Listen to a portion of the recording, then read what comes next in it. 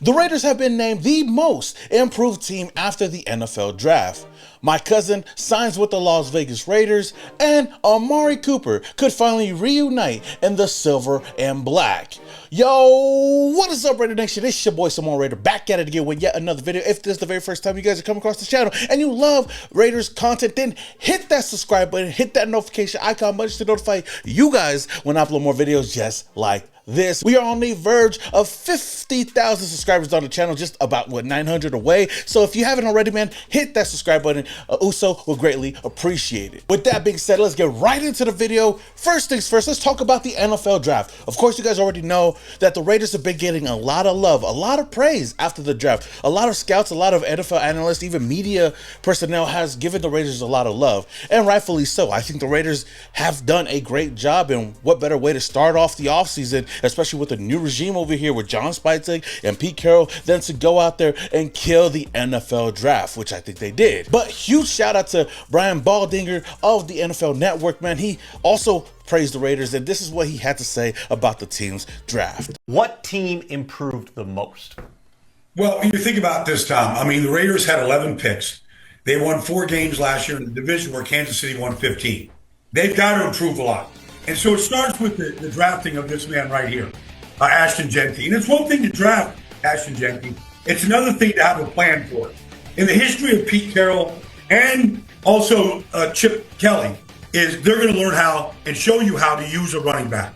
I mean, we know what Pete Carroll's history is with Reggie Bush at USC, with Marshawn Lynch in Seattle. But Chip Kelly, when he was the head coach in Philadelphia, Shady McCoy won the rushing title his first year there in Philadelphia.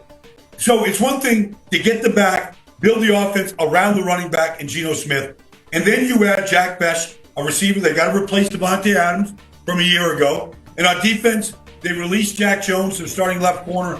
How about Darian Porter, a big, tall corner at Iowa State coming in and maybe having a chance to compete for that starting corner position? They might have found 3 starters right away for this Raiders team that's trying to close the gap with the Chargers in Denver, everybody looking at the Kansas City Chiefs and chasing the Chiefs. And as a biased Raider fan, I have to agree with them 100%. Now, I agree with the fact that he said that the Raiders went out there and easily got 3 day 1 starters off the rip. And that's what I said after the first 3 rounds, especially the first 3 picks that we had. Of course, Ashton Jeanty is going to be the running back one for the Raiders. Of course, knowing the Raiders needed a run game and we needed a running back. But the big question was, who were the Raiders going to go out and get? With all these analysts, with all the fans out there mocking Ashton Jeanty coming to the Las Vegas Raiders, they actually went and did that, and we solidify the running back position by going out and getting the best running back in this year's class. That's an easy toss in with the first pick. Now in the second round, the Raiders went out and drafted wide receiver Jack Bech, who I believe is one of the underrated wide receivers in this year's draft class. And knowing the wide receiver room right now, Jack Bech is an easy plug and play player on the offensive side of the ball. He's going to go out there, and I could see him being the wide receiver too, with Trey Tucker taking the third wheel behind Jacoby Myers and Jack Bech. And then you go into the third round, and even though the Raiders haven't addressed the cornerback position yet, they go out and get, I believe, the most Pete Carroll cornerback in the third round, getting Darian Porter, who has that length, who's tall, who has the speed, running a 4.3. He's a wide receiver turned cornerback, a guy that reminds us so much of Rich Sherman. Not saying that he's going to be Rich Sherman, but he has all the traits and all the skill sets to go out there and maybe be that guy. And if he could turn into what Richard Sherman was for the Seattle Seahawks defense for us, the Las Vegas Raiders, then I think that this was a slam dunk pick for the Raiders. Now, I'll add on to that because I do believe that the Raiders could possibly have 2 more players be day 1 starters when it's all said and done. Dante Thornton Jr., who we got in the 4th round, looks to be a guy that might get some PT this year. He's got the size, he's got the speed, he's got the athleticism to go out there and do it all. The Raiders, like I said, going into the NFL draft, really didn't have a lot of wide receiver weapons, which is why I was personally down to get Tetairoa McMillan in the 1st round, because I felt like, you know what? The Raiders need to get that wide receiver 1.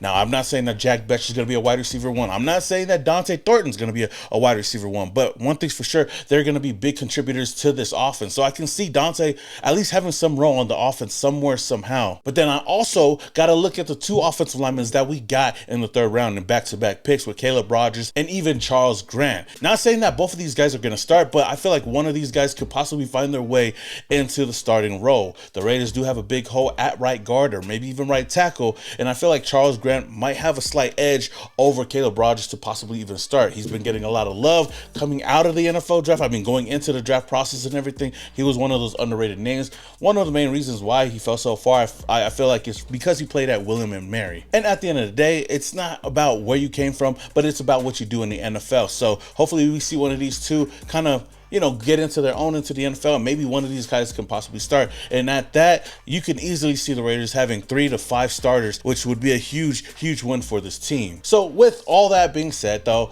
I think the Raiders definitely did get better after the NFL draft. The team definitely filled in a lot of holes, even though I felt like they could have addressed the linebacker position a little bit earlier and even the quarterback position a little bit earlier, but I'm not mad at it at all. I trust this team. I trust this new regime. I trust the coaching staff. I trust the GM to go out there and bring the best product out there for this team and for us Raider fans that can go out and enjoy the game when September comes around. Now, to add on to all of that, the Raiders also went out and signed a new defensive lineman to the team, signing my cousin, Big Goose, Laki Tasi, standing at 6'6", 347 pounds, a behemoth of a man, and a big ass Polly. I think this was a huge signing for this team. Now, Tasi was born in Samoa, but he grew up in Brisbane, Australia, and played in the rugby league and rugby union before switching to American football in 2024. He was selected for the NFL's International Player Pathway, the IPP program. Now, if you guys don't know what this program is, the IPP is a program designed to identify and develop international athletes for potential NFL careers.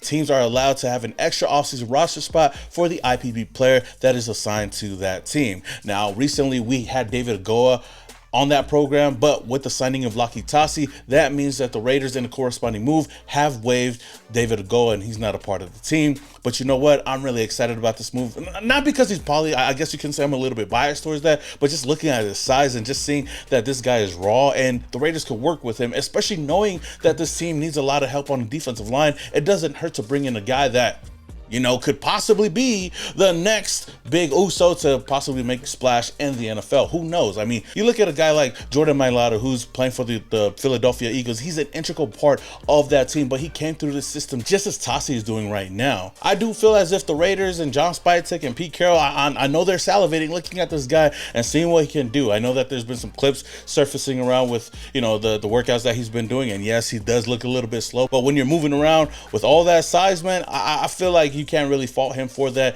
I just think that the sky's the limit, and he has a high ceiling, and he's a player that, of course, I'm going to be rooting for, not only because that's my cousin and we family, but just for the mere fact that just to see another Polly in the NFL possibly making a name for themselves, especially in the silver and black, I got to root for the guy, and I wish nothing but the best for him. And it's kind of crazy to hear his story because, you know, all this kind of started because he just went to a burger spot and was told about the possibilities of playing in the NFL. One of the guys that owns a burger joint back home, he was telling me about this NFL IPP that Jordan Mailata joined in, which was kind of surprising because I didn't know who was Jordan Mailata and what the NFL is. As soon as I searched up the YouTube about Jordan Mailata and the NFL IPP, I realized how big it is. Whose idea was it to get burgers that night? Was that your call, or did somebody else suggest going to a burger joint? No, somebody else. This is why you never turn down anyone throws out, let's go get a burger. This is why you do this. This is what happened. So that burger joint, we used to grow up with each other back in the area. So he knows my background, he knows my family. So we pretty much were close. So the owner was pretty much onto me that, you know, hey, let's try out, you know, this NFL thing, you know, you got a good body. What do you mean by that? Moving on, I want to talk about some former Raiders and some possible returns. Now, former Raiders running back Josh Jacobs was recently on the Pivot podcast, and he talked a little bit about Henry Ruggs III and said that he still is training for a potential NFL comeback when he does get released from prison. I saw somewhere that he could be getting out within a year. I mean, you were there in Las Vegas. How difficult was that to deal with as a teammate and a friend. You see, I got goosebumps, bro. You brought that up. I still talk to Henry. So Henry still called me. We still, like, you know, I'm still help him out and all of them type of things. His wife and his daughter, like all of that. Like we still connected. And the sad part about it was we talked about going out that night. It wasn't nowhere crazy. We went to Topgolf. You feel me? Like he literally told me, he was like, man, you coming? I'm like, yeah, I'm gonna go. It got late. I'm like, man, I'm not gonna step. And then I'm getting woken up to my lawyers calling me, like, tell Rose we got him. We gonna represent him. I'm like, what you talking about? And then I'll go on social media and I'm like, whoa. For me, it hurt a lot, but keeping up with him, man, and hearing him talk, it brings me spirits because he always positive. He's positive about everything, man. Like he's training, they let him train and things like that. So I'm like, you come out, man, I don't know if you will get a chance. I've been talking to some people for him. Like they've been saying that a couple of teams is willing to give him a chance. I'm like, when you get that chance, man, you better not ever, don't look back. Don't look back and prove to yourself and prove to everybody that one decision don't define you and who you are as a man. Now, it's honestly crazy to think that Josh Jacobs could have possibly been there that day, whether or not it could have helped out or it could have turned out all bad. You know, just to see that Josh Jacobs is still good and doing what he is in the NFL right now, it's a good thing that he wasn't there. Now, as for Henry Ruggs, it really does suck. The whole situation does suck. And I remember when it happened. And the crazy thing is that he had a whole future ahead of him. And he was just coming into his own into the NFL. Now with questions, reports, and rumors even talking about him coming out in just a year and possibly returning to the NFL is kind of huge. And of course, the big question is going to be whether or not the Raiders should take a chance on him and give him a second chance to play with this team. Whether it's with us or anybody else, do I think that he should come back and play for the Raiders? Honestly, as great as it would be to have him back and knowing that the Raiders could possibly use a wide receiver at that point, I would say no. I don't feel like the Raiders should revisit this whole thing. Maybe he should go to another team, but I just feel like for the Las Vegas Raiders, I think they should pass on it and just move on with the players that we have on the roster right now. We already closed that chapter in this book, and at the end of the day, if he does come out and if there is a team that gives him a chance, then you know what? Wish nothing but the best for him. But I think the Raiders right now are good moving forward. But Raider Nation, what do you guys think? If you guys were in the GM shoes right now and Henry Ruggs was able to come back to the NFL, would you give him a chance to play in the silver and black once again? Let me know your thoughts down in the comments below. Now, since we're talking about former wide receivers that play for the Raiders, I want to talk about Amari Cooper. Now, reports have been coming out. I seen it a day or two ago that the Las Vegas Raiders and Amari Cooper have interest in a potential reunion. And I think you guys already know where I'm going with this. I've talked about this multiple times throughout the offseason so far. Right now, Amari Cooper is one of the top wide receivers still available on the market. And I know the Raiders went out and addressed the wide receiver position in the draft, getting 2 wide receivers in the draft and also getting a quarterback that's going to be a wide receiver in Tommy Mellott. So